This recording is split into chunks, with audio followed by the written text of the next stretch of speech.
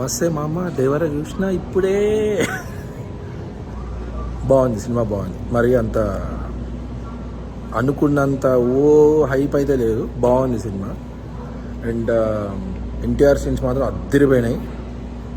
And cinematography గురించి చెప్పుకోవాలా, పిచ్చెక్కిపోయింది. And ఈ shark graphics అవి ఇవి అంతా ఎక్కలే మామ, నాకు ఎందుకు ఒక రకంగా అనిపించినాయి. సీజే అంత వర్కౌట్ కాలే అనుకుంటా. కానీ ఇంటర్వెల్ బ్యాండ్ ఉంటుంది మామా, భయం ఫియర్ అనే కాన్సెప్ట్కి ఆ ఇంటర్వెల్ బ్యాండ్ అసలు బెస్ట్ ఎగ్జాంపుల్. అసలు చాలా అద్భుతంగా, చాలా అమోఘంగా, భయంకరంగా ఉంటుంది ఆ ఫైట్. అండ్ అసలు బాగా డిజైన్ చేశారు. అండ్ ఎన్టీఆర్ మాత్రం అరిపించేసిండు ఆ ఫైట్లో. అసలు ఎక్సలెంట్ ఉంటుంది. ఇంటర్వెల్ బ్యాండ్ హైలైట్ ఉంటుంది. అండ్ సెకండ్ హాఫ్కి వస్తే, సెకండ్ హాఫ్ ఇక నడుస్తూ ఉంటుంది, క్యాజువల్గా నడుస్తూ ఉంటుంది. కొన్ని హై మూమెంట్స్ ఉంటాయి సెకండ్ హాఫ్లో కూడా. అండ్ ప్రిడిక్టబుల్ ట్విస్టే, మరి ఓ సూపర్ ట్విస్ట్ అని చెప్పాను. మనం ప్రిడిక్ట్ చేస్తాం ఓహో ఇదేనా అని. బట్ లాస్ట్కి క్లైమాక్స్లో దేవర 2కి ఇచ్చే ఒక అద్భుతమైన థింగ్ ఉంటుంది. అంటే దానికి రిలేటెడ్గా ఒక థింగ్ ఉంటుంది. అది కూడా అదొక ట్విస్ట్, అది కూడా బాగుంది.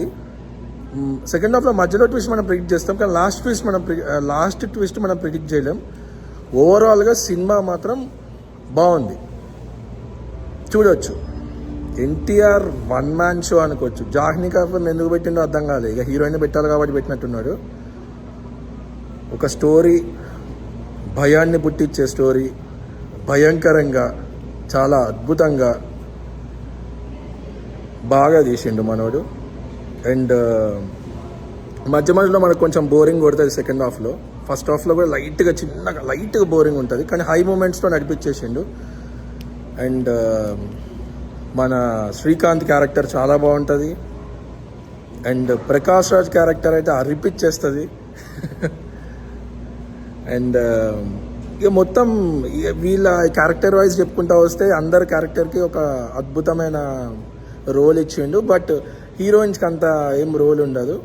అండ్ ఫైట్ సీక్వెన్సెస్ మాత్రం అదిరిపోయినాయి. అండ్ నా ఓవరాల్గా అయితే నాకైతే బాగుంది. నేను ఎక్స్పెక్ట్ చేసినంత లేదు, కానీ బాగుంది సినిమా. నేను రేటింగ్ గీటింగ్ అట్లే కాదు మామ, సినిమా అయితే బాగుంది. ఈ వీకెండ్ పోయి చూడదగ్గ సినిమా, చూడవచ్చు. ఎందుకంటే బాగా తీసిండు ఎన్టీఆర్ యాక్షన్తో. అండ్ ఎన్టీఆర్ ఎమోషన్, అసలు ఎన్టీఆర్ గురించి మనం చెప్పుకోకర్లే, ఎమోషన్, యాక్షన్ అవన్నీ బీభత్సంగా పండిస్తాడు. అండ్ ఇట్స్ గుడ్ మూవీ, చూడడం చాలా బాగుంది.